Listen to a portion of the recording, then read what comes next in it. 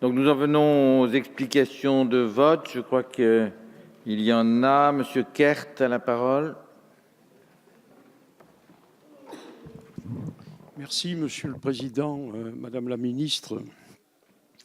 Au cours de ce débat, en réalité, vous avez montré combien vous étiez, dans cette majorité, muré dans une volonté de faire taire tout discours qui puisse apparaître comme différent du vôtre. Vous restez hanté par l'idée qu'il n'y a de pensée que lorsqu'elle est unique. Ce texte, je vous le disais ce matin, ce texte est pour nous, les Républicains, un marqueur de votre radicalisation idéologique. Vous utilisez une arme lourde contre un ennemi quasi imaginaire.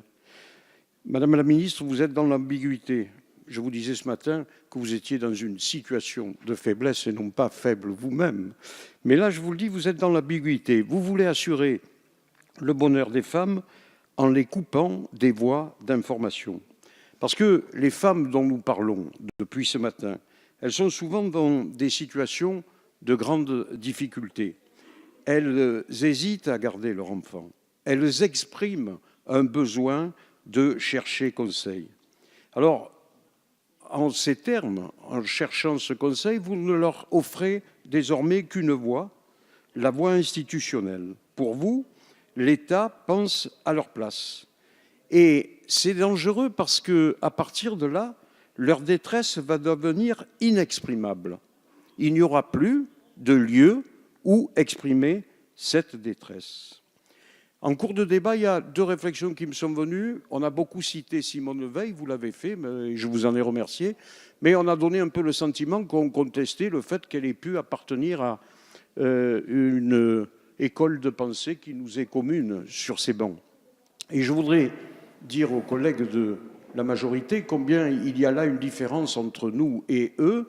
C'est que nous, par exemple, nous reconnaissons volontiers que, par exemple, M. Badinter a été un grand ministre de la Justice sous la présidence d'un président de gauche.